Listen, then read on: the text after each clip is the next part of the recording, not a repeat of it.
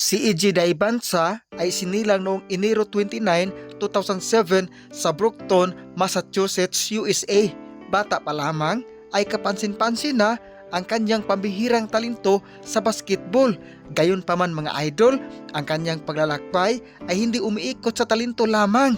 Sa likod ng bawat matagumpay na laro ay ang walang sawang oras ng ensayo, disiplina at determinasyong maging mas mahusay araw-araw. Habang ang ibang kabataan ay abala sa paglalaro, si EJ naman ay tahimik na hinuhubog ang kanyang pangarap na balang araw ay makarating sa NBA. Mga idol, alam ba ninyo na hindi naging madali ang kanyang landas dahil nagpalipat-lipat siya ng paaralan upang mahanap ang pinakamagandang oportunidad para sa kanyang pag-unlad bilang atleta. Bawat paglipat mga idol ay nangangahulugan na panibagong kapaligiran na naman, bagong mga kakampi at mas matinding hamon. Ngunit sa halip na panghinaan ng loob mga idol, ginawa niya itong inspirasyon upang lalo pang pagbutihin ang kanyang laro. Ang kanyang disiplina at dedikasyon ang naging sandigan sa bawat pagsubok na kaniyang hinaharap.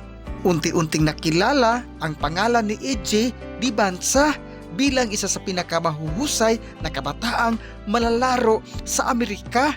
Namuno siya sa iba't ibang prestihiyosong turniyo, nagniningning sa international stage bilang MVP ng 2025 FIBA Under-19 Basketball World Cup, habang tinulungan niya ang Team USA na makamit ang gintong medalya.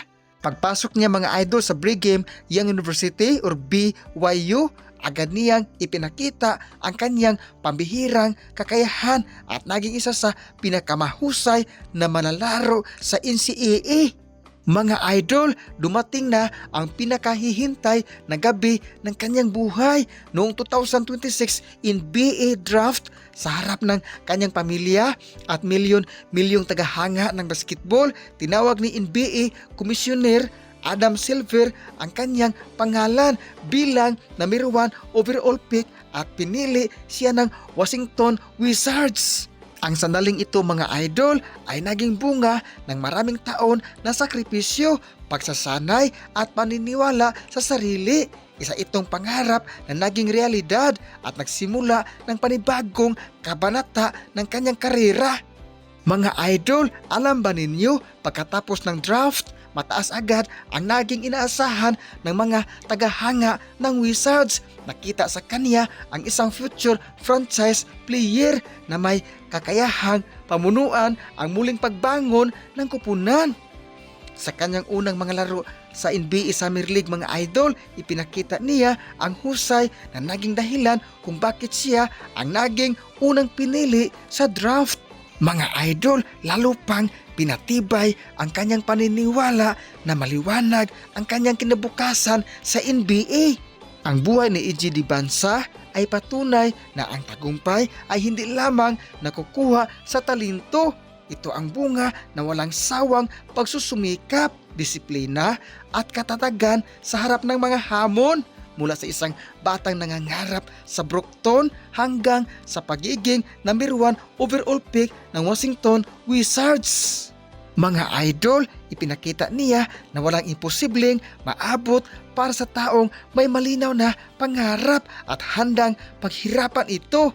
Ang kanyang kwento mga idol ay nagsilbing inspirasyon sa mga kabataang naniniwalang ang bawat sakripisyo ngayon ay maaaring maging susi sa tagumpay bukas. Kaya nga mga idol, tuloy ang ating pangarap kahit maraming mga hamon na ating dadaanan, wag natin silang tingnan. Follow your heart, aray ko po.